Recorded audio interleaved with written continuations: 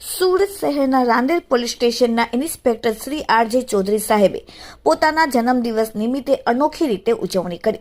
રાંદેર વિસ્તારમાં આવેલ સુભાષનગર, જે સ્લમ વિસ્તાર છે, જ્યાં ઝૂંપડપટ્ટીઓ આવેલી છે, ત્યાં નાના બાળકો તથા લાડકી બાલિકાશ્રમ આનંદ મહલ રોડ નામની સંસ્થા કે જેમાં 35 જેટલી નાની અનાથ દીકરીઓ મળીને કુલ આશરે 100 જેટલા નાના બાળકોને લઈને બાળકોને સુભાષનગર તાપી માતાના સૌજન્યમાં તાપી કિનારે આવેલ જીતેશ્વર મહાદેવ મંદિરમાં આ બાળકીઓને લઈ ગયા અને તેમની સાથે તરબૂચ તથા અન્ય ફળોમાંથી બનાવેલ જુદી જુદી કેકો કાપીને તમામ બાળકીઓને સાથે ખવડાવી અને તેમની સાથે જન્મદિવસ ઉજવ્યો.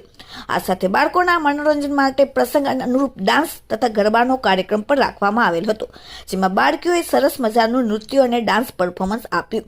તમામ બાળકોએ સ્વરૂચિ ભોજન તથા આઈસ્ક્રીમ પણ જમાડવામાં આવી.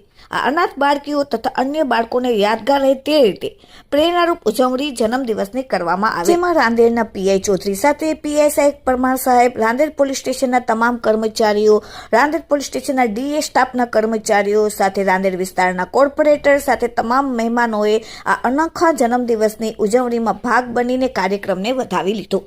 Bureau report, daily India TV, Surat.